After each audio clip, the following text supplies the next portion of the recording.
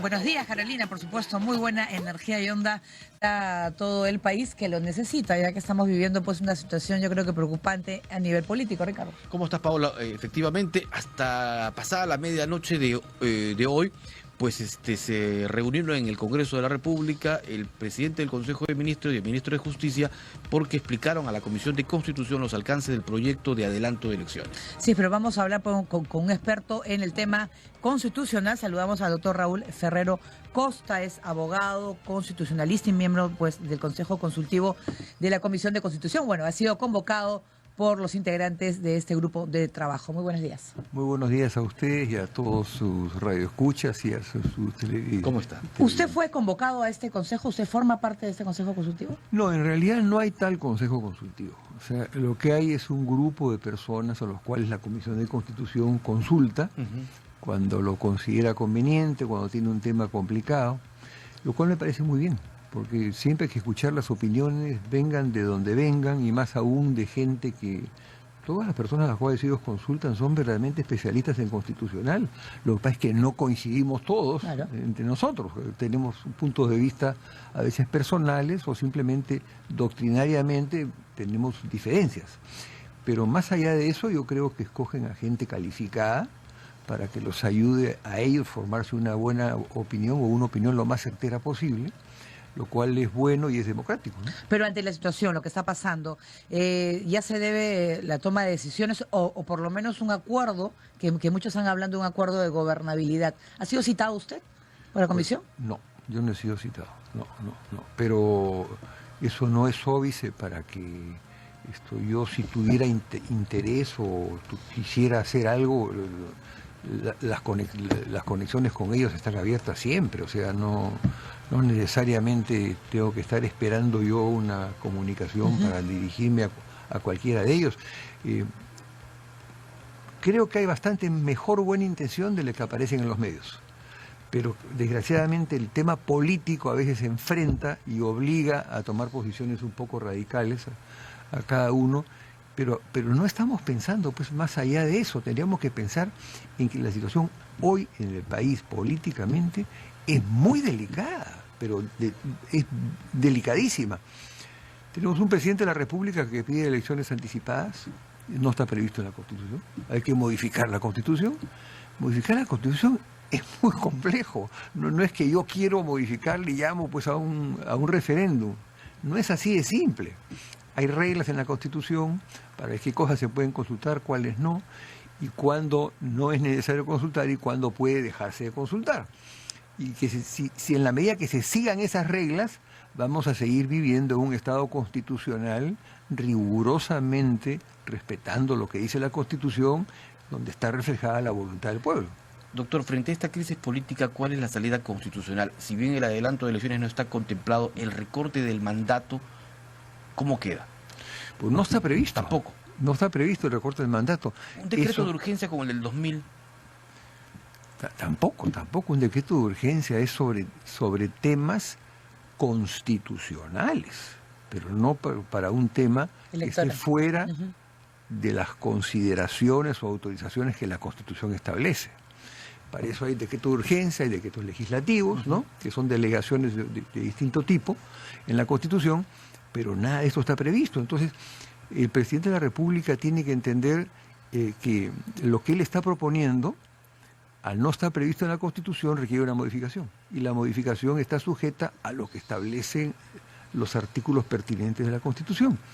Y eso requiere procedimientos que hay que seguir. Entonces, eso tiene que entenderse para llegar a acuerdos. Y eso exige acuerdos. Pero no tanto acuerdos de ir a las votaciones que se saben cuál va a ser el resultado, sino acuerdos quizá fuera de la misma comisión, conversarlos, explicarlos, sustentarlos y que después esto vaya a una consulta, porque si hoy día se autoriza el referéndum, lo cual no hay ningún inconveniente para que el presidente pueda hacerlo, sabemos que la opinión general del país está por la reforma constitucional, ¿no?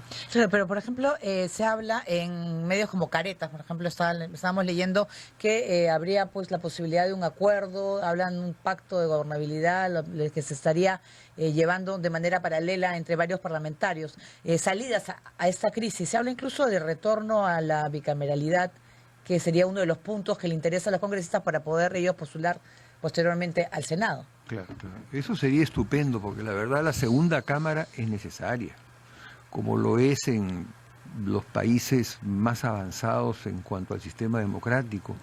La segunda cámara es la cámara revisora, que es el Senado, es la cámara que corrige las deficiencias que puede tener lo aprobado en la Cámara de Diputados, y algo más importante que no sé por qué no se señala tanto, que es que entre la aprobación de la Cámara de Diputados de un proyecto de ley y su vista por el Senado, hay un tiempo, un plazo para que intervenga la opinión pública, los medios de comunicación, los expertos, la gente interesada, y recién se ha visto después por el Senado, que es la segunda cámara revisora, que además se nutre de una especie de tercera cámara que nadie considera que es intermedia, que es la voz popular, la voz de la opinión pública, ¿no? Claro. Ahora, mientras, digamos, se continúa con esta posible negociación política de la que habla Caretas, yo quería ir al otro tema, en que tampoco los constitucionalistas se ponen de acuerdo, que es relacionado a la posibilidad de que el presidente haga cuestión de confianza frente a el rechazo justamente de esta reforma constitucional. ¿Es viable esta salida o no? Es el tema de fondo, ¿no? En este momento, ¿no? Hasta dónde el presidente puede hacer o no cuestión de confianza de lo que es una reforma constitucional, ¿no? Hay antecedentes. La anterior vez, recuerdan ustedes, también hubo reformas constitucionales, ¿no?, en las cuales se hizo cuestión de confianza. Pero eso no depende tanto de la voluntad del presidente de la República, sino de que también esto sea aceptado, porque la cuestión de confianza ha sido pensada más bien para políticas del Estado, para políticas de gobierno, ¿no?, pero no exactamente para lo que es una reforma constitucional. Entonces ahí tiene que haber una negociación previa para ver hasta dónde se puede extender una interpretación de ese tipo. Porque pero esa es una negociación política. Es política, es muy política, pero también jurídica, de consecuencias jurídicas inmediatas, ¿no? Entonces, algunos juristas defienden de que evidentemente sí se puede hacer. Y son juristas de primer nivel, y otros que no se puede hacer porque no está en la Constitución, son los que se ciñen más a la letra exacta de la Constitución y no dejan detalladamente también sus razones. Entonces, la decisión finalmente va a ser política. Yo creo en lo personal de que, insisto, en que tiene que haber un entendimiento entre el Congreso, entre las fuerzas de oposición y las fuerzas del gobierno. Acá no se va a poder imponer nada que no sea un consenso. Quizá es la gran oportunidad para llegar a un consenso. Evidentemente, si se hacen elecciones adelantadas o se pretenden o se sigue con la idea de elecciones adelantadas, eso requiere una reforma constitucional. El presidente del Congreso, el señor Urlechea, le envió a usted también estas 8 preguntas que remitió a otro grupo de constitucionalistas. Sí, nos envió una carta a no sé a cuántos, ¿no?, para opinar al respecto, y eso está bien, creo que es una buena metodología. Pero finalmente lo que va a valer acá es una decisión política. Pero sería, si ninguno de los dos lados cede, entonces tendría que haber un tercero que ayude a conciliar. Entonces, como estamos volviendo como un matrimonio, en el cual ninguno quiere llegar a una solución, bueno, habrá que ir al juez o al conciliador para que pueda colaborar en esto. Por eso es que se ha mencionado a la Comisión de Venecia, ¿no?, de hacerle la consulta. Ya se le ha hecho la consulta. La Comisión de Venecia seguramente tomará conciencia de que esto es urgente, porque acá la cosa está complicada y que hay que tomar una decisión pronto, y opinará con cierta prontitud. Ahora, la Comisión de Venecia es un órgano consultivo, nada más. O sea, no es vinculante. No es vinculante. Claro. O sea, pueden decir si no les gusta, una cosa muy sabia y puede ser desconocida. Claro. Pero es un referente de mucho peso, ¿no?, de mucho peso. Yo creo que eso es importante también, ¿no? Ahora, tiene que haber pues una mejor voluntad. Ahora, ¿por qué el presidente Vizcarra quiere elecciones anticipadas? Es porque él, que esté en el poder, está viendo de que desgraciadamente la cosa no funciona como está. Entonces yo no creo que él tenga mala fe, porque obviamente él no va a salir favorecido en nada, ¿no? Bueno, tiene algunos temas legales, por supuesto, pero temas legales pues, puede tener cualquiera, ¿no? Además, que tampoco se van a resolver pronto. Entonces lo que hay que buscar es un entendimiento pensando un poco más en el país, por qué nuestro pueblo tiene que sufrir todas estas consecuencias de desavenencias a alto nivel. Hay que ceder, las partes tienen que ceder. Y desde el punto de vista constitucional, si se archivara este proyecto, ¿qué ocurre? ¿Queda ahí ya? No queda archivado. ¿O lo hizo sacramentado? Queda archivado, si se archivara, ¿no? Y lo malo es que se puede quedar archivado en la comisión, ¿no? O sea, en este momento quien tiene el proyecto es el Congreso. ¿Quién en el Congreso? Porque todo pues tiene una serie de etapas. Cuando llega un proyecto importante y que amerita un tema constitucional, pasa a la Comisión de Constitución. Y la Comisión de Constitución tiene que dar una opinión primero. Y evidentemente podría darse el caso de que la Comisión de Constitución simplemente no le dé viabilidad a ese proyecto. Entonces nos encontramos con que el proyecto no es que ha sido rechazado, sino que simplemente no ha sido visto, o en todo caso no lo ha declarado procedente la misma comisión. Y nos quedamos en una comisión cuando lo que quiere la opinión pública es un debate, y inclusive ahí hay encuestas, por eso hay un proyecto de ley contra las encuestadoras que dicen que la opinión pública está a favor de un adelanto de las elecciones. Entonces, ¿qué vale más? ¿La opinión de una comisión del Congreso, la opinión de la Comisión de Constitución, o lo que la opinión pública dice a través de las encuestas? Más vale desde el punto de vista procesal lo que dice la comisión, pero desde un punto de vista democrático, político, de la estabilidad social que queremos, es importantísimo saber qué piensa la opinión pública, porque lo que interesa es qué piensa la mayoría del pueblo. Y ahí lo ¿no? difícil para el presidente también, porque ahora tomar una decisión. Y por eso se han agarrado contra los pobres encuestadores, que no tienen nada que ver. Las encuestadoras trabajan con seriedad, ¿no? La mayoría de ellas, habrán alguna que otra pues, que de repente no es muy rigurosa, pero en general reflejan más o menos el sentido de la opinión pública, ¿no? Entonces, ¿qué vale más, la opinión pública o lo que dice la Comisión de Constitución del Congreso? Un grupo de interesados. Vale más el proceso del Congreso, porque hay que seguir las reglas establecidas en la Constitución. Doctor Ferrer, usted nos ha hecho explicaciones importantes, didácticas, sobre quiénes están a favor, quiénes están en contra, pero la posición personal suya, ¿cuál es? Pues es una pregunta más complicada, ¿no? No he venido preparado para eso. O sea, no he venido preparado para que me interrogue. pero le agradezco su pregunta. Es un docente universitario, todos hablan muy bien de su cátedra. No, sí, ya tengo tantos años. ¿Qué hacer? ¿Qué hacer en esta situación? Digamos que soy su alumno, le estoy preguntando ahí en plena clase. Yo lo que le diría es que tenemos que tratar de auscultar mejor qué es lo que piensa el pueblo. Porque si finalmente lo que se quiere es consultar al pueblo y se hace legítimamente, siguiendo las reglas correspondientes, como demócrata le digo que lo que vale es lo que dice el pueblo, ¿no? Lo que dice la mayoría popular, ¿no? Entonces hay que buscar cuál es el mejor procedimiento para que esa consulta se haga bien hecha y no violando la Constitución.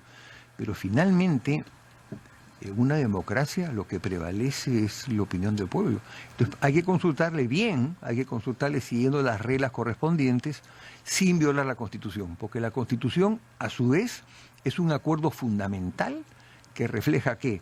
Lo que piensa el país y las reglas que deben establecerse para cambiar las reglas existentes. Entonces, si en este momento el periodo presidencial quiere ser recortado, no está mal que se consulte al pueblo, que hay un referéndum, eso además está previsto en la Constitución, ¿no? Pero ¿puede recortarse eso sin la anuencia del Congreso? Ese es el problema de fondo. El presidente no tiene prerrogativas, digamos, para ese tipo, para él convocar. Pero tiene que pasar previo paso por el Congreso. Exactamente. O sea, no hay ninguna posibilidad que él directamente convoque ese tipo de consultas. Bueno, diciendo de que hace cuestión de confianza, a pesar de ser reforma constitucional, y con esa cuestión de confianza él consulta directamente a la población, ¿no? Pero ahí entramos en un problema constitucional de nuevo. ¿Hasta dónde se puede hacer cuestión de confianza de lo que es una reforma constitucional? Porque la cuestión de confianza es para una política general de gobierno. Pero hay constitucionalistas muy serios que dicen que eso no es óbice para que se pueda hacer una consulta directa. ¿Por qué no? Entonces vienen las desavenencias entre los expertos, en un sentido o en otro, y yo creo que eso es normal en una democracia y habrá que ver cuál prevalece. Pero Por eso van a hacer las marchas hoy día y habrá marchas mañana y veremos qué cosa prevalece. Pero en general yo creo que lo que debe valer siempre es la voluntad popular, ¿no? Muy bien. Importante aporte, muchísimas gracias, Gracias, doctor. Muy gentil. Encantado. Probablemente lo escuchemos la otra semana en el Congreso de la República. En la comisión, de repente le invitan. Bueno, depende Pues sería si, bueno. si vale la pena que vaya, porque tampoco es que escuchan a todos, uno tiene que dar sus opiniones nomás y ser respetuoso también con la de los demás, ¿no? Bien. ¿Usted cree que es por cumplir nomás esta comisión consultiva? No creo, yo creo que sí, yo creo que ellos lo toman en serio, o sea que... Ya me había dejado un poco preocupado. No, todo es serio, lo que pasa es que hay pasiones, pues, ¿no? Sí. Todo es serio, pero hay pasiones y la gente, una vez apasionada, a veces pierde pues la ecuanimidad necesaria como para definir un criterio realmente técnico, ¿no? Perfecto. Muy bien, muchas gracias por estar con nosotros, doctor Ferrero Costa, y nosotros vamos a hablar de otro tema. Sobre Así todo es. que nos preocupa, que a veces no tiene, pues, no cuenta con el apoyo porque las principales aseguradoras no contemplan el punto de salud mental. Que es un tema vital para la sociedad. Hemos visto tantos casos de violencia en los últimos días, somos testigos de manera permanente de estos temas, pero como tú lo decías, quienes tienen, por ejemplo, un seguro privado, el alcance justamente no contempla, que es algo inaudito. Claro, y además que si tienes algún problema, pues no puedes pagar las medicinas. Pero para eso hemos invitado al doctor Martín Nizama, psiquiatra, exdirector del Instituto Nacional de Salud Mental, Honorio Delgado, y conoce del tema. Vamos a empezar hablando de la esquizofrenia. ¿Cómo está, doctor? Buenos días. Buenos días. Ricardo. ¿Cómo está? Paola, muy Más de, gracias por la invitación. más de 30.000 peruanos sufren de esquizofrenia. Eso preocupa porque la esquizofrenia puede llegar a ser muy violenta. Bueno, sí. Alrededor de 1 a 2% de la población mundial presenta esta patología que sí es un trastorno mental, pérdida del juicio, ¿no? Sin embargo, actualmente el manejo farmacológico regula esta enfermedad y se puede manejar. De modo que ya no es un estigma, ya no es algo complicado, se maneja desde el punto de vista farmacológico y también con el manejo familiar. ¿Cuáles son los síntomas? Porque de repente muchas personas tienen un familiar en casa y a veces actúan de manera para ellos rara y puede estar dentro del marco de los síntomas de esquizofrenia. Bueno, los síntomas en primer lugar es pérdida del juicio, ¿no? O sea, la persona ya no vive la realidad externa, sino su propia realidad, ¿no? La persona se muestra incoherente en cuanto a sus pensamientos, a veces alucina, a veces cree que la gente lo persigue, o a veces se ponen muy celosos, que se llama celotipia, pérdida del juicio de realidad en cuanto a la percepción de los hechos, y ellos interpretan de otra manera la realidad. Ese trastorno del juicio es lo que se llama psicosis, ¿no? Y es un síntoma fundamental o es la trastorno o la quiebra de la racionalidad en este enfermo de esquizofrenia, ¿no? ¿Y se puede Bueno, presentar a cualquier edad? sí, la más frecuente es en la edad joven, debuta, pero recuerden pues que la esquizofrenia tiene base genética, ¿no? Es decir, hay una predisposición genética que lo hace a la persona vulnerable para debutar en la juventud, en la niñez o en la adolescencia. Estamos hablando, doctor Nizama, de que puede ser también hereditario. Sí, hay un porcentaje. ¿Del padre o la madre? Porque a Sí, veces hay a cosas... veces por genes paternos o maternos puede haber una vulnerabilidad genética, ¿no? Exactamente hereditario no, pero sí alta vulnerabilidad genética que predispone a la persona que ante estímulos externos o estímulos internos, por ejemplo, inestabilidad emocional, Depresión. Crisis emocional, Más crisis claro. familiar, etcétera, detona la psicosis y la persona pierde el juicio de realidad. Esa es la esquizofrenia. La esquizofrenia es, por ejemplo, cuando muchas personas involucradas en crímenes en el país dice, una voz me dijo que la mate. ¿Sería así? Bueno, hay que ver que también hay la simulación, ¿no? Así que con cuidado que los psicópatas son histriónicos, mentirosos, simuladores y no son esquizofrénicos, necesariamente. y buscan la impunidad. Correcto. Así que mucho cuidado con porque generalmente no hay que decir que porque es esquizofrénico tiene potencial homicida, no es así. No necesariamente. ¿No? Pero sí hay psicópatas que se ponen la vestimenta de esquizofrénico para buscar la impunidad. Y a veces incluso hablan solos o dicen que escuchan voces, pero todo está entrenado. Además, también alentados por sus abogados para evitar ir a la Claro. cárcel. Exactamente. Muy Doctor, bien. ¿cómo estamos en salud mental en el Perú? Bueno, estamos mal. No, el diagnóstico es que estamos en una zozobra, ¿no? Social, ¿no? El Perú vive en un estado, ya no crisis, un estado de zozobra, de inquietud. No se puede atender a tantos casos. Sí, no me refiero la salud mental del país. Ya, perdón. Sí, está en zozobra porque la horizonte se ve sombrío, la situación política está quebrada, mejor dicho, hay irresponsabilidad en el manejo de lo que es la cosa nacional, y por eso es que la gobernabilidad está totalmente inestable. Eso afecta. Un estado de zozobra angustia a la población. Otros reaccionan con indignación, otros reaccionan con desesperanza. Entonces, esta zozobra es responsabilidad netamente del pésimo manejo político de los que gobiernan. Es decir, digamos, toda esta situación, esta coyuntura política que, digamos, está movida, no de ahora, sino de hace mucho tiempo, con casos de corrupción, digamos, es propensa para que la gente pueda tener este tipo de problemas mentales. Por supuesto, porque la zozobra lleva a una inestabilidad emocional, ¿no? Y también pérdida de lo que se llama las fortalezas esenciales, lo que la gente llama espiritualidad, los principios rectores, los valores de vida, los sentimientos superiores, se ponen en un estado de fragilidad y de quiebra. Mucha gente que estaba con las justas en cuanto a estabilidad, al ver que la situación económica se pone difícil, al ver que los roles políticos se ponen en un estado de confrontacional. O que puede perder el empleo también. O también de desocupación, ¿no? Los costos de vida se elevan, esto genera, ¿no?, lo que se llama la zozobra. Zozobra quiere decir inestabilidad, incapacidad para sentirse seguro, emocional, estamos hablando de punto de vista emocional. Te hundes o sales adelante. O sea, porque esa es la zozobra, no se sabe qué va a venir. Zozobra es que uno está inestable, el horizonte está oscuro y uno no sabe por qué va a pasar. ¿Cómo entender el comportamiento de la gente? A mí me ha pasado una vez que estando, por ejemplo, en el Metropolitano, doctor, alguien me dice, ¿por qué me miras? Bueno, eso denota inseguridad. Esa inseguridad viene por ansiedad, ¿no? Viene porque la persona cree que la están mirando. Los estímulos externos son amenazantes, pero no necesariamente indica pues una pérdida del juicio, sino que pero inseguridad. No, pero es una reacción violenta. Bueno, más que de violenta, de desconfianza, porque violenta es cuando uno ataca, ¿no? Ya. Pero si violenta, yo pregunto, Pero la forma agresiva en que te responden. eso denota pues inseguridad, inestabilidad, desconfianza en el entorno. la agresión está muy frecuente, sobre todo en los últimos años aquí en el país, en los cuales sales y de repente tienes una falla con tu carro, le cruzas y te insultan de la A a la Z, y una agresión realmente que tú dices, ¿qué le pasa, no? Y la sonrisa es menos frecuente también en muchas personas. Entonces estamos teniendo una población deprimida, agresiva, preocupada por el futuro, por su presente. Sí, vivimos un estado de canibalización.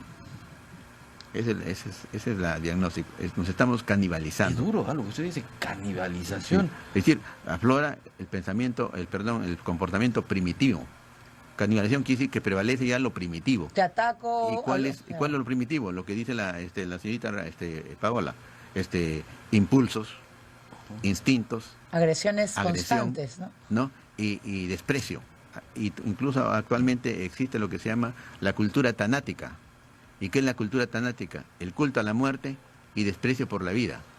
Culto a la muerte y desprecio por la vida. Se mata por gusto, se mata por placer, se mata por negocio, se mata por venganza, se mata por celo, por cualquier cosa. La vida no vale nada. Entonces, esa cultura tanática es lo que aflora cuando la sociedad se debilita en sus aspectos éticos. ¿Y por qué la sociedad se está debilitando? ¿Por qué la sociedad se está canibalizando? ¿Por qué la sociedad se está psicopatizando? Porque prevalecen los antivalores. ¿Y por qué? ¿Y cuáles son los antivalores? La codicia, la envidia, la venganza, el odio, ¿no? La brutalidad, ¿no? El embrutecimiento racional, y aflora, en esas condiciones aflora el cerebro primitivo. Recuerden que el ser humano tiene 3 cerebros: el cerebro primitivo, el cerebro mamífero y el cerebro humano. El cerebro reptil es 25% del funcionamiento psíquico. El cerebro mamífero es 85%. Perdón, 75%. Y el cerebro racional es el 20%. El 20%. Miren ustedes, si sumamos 25% más 55% de mamíferos, tenemos el 80%. Queda el cerebro racional solamente 20%. Y cuando ese cerebro racional no funciona por inmadurez, por falta de ética, por una zozobra social, aflora el cerebro animal, que es el 80%. ¿Y cuál es el cerebro animal? Instintos, impulsos, deseos, emociones. ¿Cuáles son los instintos? De matar, de agredir. Impulsos Claro. de atacar, instintos sexuales. ¿Cuáles son las emociones? La cólera, el odio, la envidia, el rencor. Entonces nos animalizamos. Por eso le decía que nos estamos convirtiendo en una sociedad canibalizada, donde ya no prevalece la razón, sino prevalece el primitivismo, y ahí aparecen varios síndromes: el cavernícola, el síndrome bestia, el síndrome reptil. Nos animalizamos, matamos, destrozamos, quemamos, destripamos, imagínense, y hay una insensibilidad social. Esa es la situación de zozobra que es necesario ¿Y poner cómo en hemos llegado hasta ese punto, doctor? Porque la sociedad global sacó a la familia del centro de la sociedad. Antiguamente nos decían con orgullo, la familia es la célula básica de la sociedad. Claro. La familia es el eje de la sociedad, es el corazón, era. Estamos hablando en pretérito. Ahora ya no, la familia fue dejada de lado y ahora es el individuo. Yo y nada más que yo. En El redes yoísmo. sociales ahora, doctor, es el punto perfecto para los insultos y desagravios, y los cuales sin pruebas, sin nada, por ejemplo, te destruyen. Sí, Destruyen bueno, tu vida, si se puede decir. sí. Bueno, pero el asunto es que estábamos viendo por qué hemos llegado a ese estado. Porque ya no hay familia. La familia fue relegada, se posicionó al centro de la sociedad, al individuo. Se llama narcisismo, el individualismo extremo. Es decir, ya no hay, al no haber familia, ya no hay tres elementos, que es el nido familiar, de donde brota el amor familiar, y con amor familiar había educación. Ahora la educación ha sido abandonada. Fíjense ustedes, ahora en los coles, sea en el kinder, en el jardín, en el secundaria, universidad, posgrado, maestrías o doctorados, se enseña habilidades y competencias, pero no se enseña valores. O sea, estamos formando genios o gente altamente competente, pero que tienen vacío interior, no tienen valores. Entonces de ahí viene que las personas buscan solamente la cuestión crematística, o sea, el dinero, pero no el respeto al prójimo y el bien del social, O sea, que es la prosperidad. La cultura del dinero ha generado toda esta canibalización. Sí, bueno, sí, ahora solamente todo es por dinero. El Dios Supremo ya no es el Dios, Dios Padre, Dios Hijo, Dios Espíritu, ahora es el dinero, el tótem dinero. Entonces la sociedad pues es una sociedad materialista, una sociedad presencial, donde todo es por la Consumista. presencia. El consumismo compulsivo es ya impuesto por el mercado, pero estamos hablando de la esencia. No hay amor y no hay educación, no solamente en la sociedad, no solamente en la familia, sino en el Estado. Por eso nuestros políticos son irresponsables. Y es indignante ver cómo llevan a un país a un estado de zozobra ¿Usted y cree no se que quieren dar cuenta. los debates políticos en lo que hemos visto en las últimas horas en el Congreso, qué análisis haría usted de ellos? Bueno, yo no llamaría debate político, porque ahí no se afrontan ideas, sino son insultos, lenguaje lumpen, ¿no? Donde parece que Ataque. fueran personas que no tienen una escala axiológica, no hay respeto por el prójimo, por el adversario, ¿no? Esa canibalización de la política mantiene, como les reitero, al pueblo, a la ciudadanía en zozobra, que significa inestabilidad extrema de la población. ¿Los políticos necesitan terapia? Bueno, ellos necesitan más que terapia, valores, pero ellos no son capaces de recibir un Autocrítica consejo. cero. Cero. Son narcisos y muchos de ellos son psicópatas. Por no decir la mayoría, porque habría que buscar con una lupa un político ético. La política en el mundo, no solamente acá, en el mundo se ha psicopatizado, por eso existe lo que se llama actualmente la psicopatía política. ¿Qué quiere decir? Que los psicópatas se han apoderado del poder del Estado, nacional, mundial, regional, distrital y local.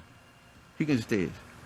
Es decir, la política se ha psicopatizado. ¿Y qué es un psicópata?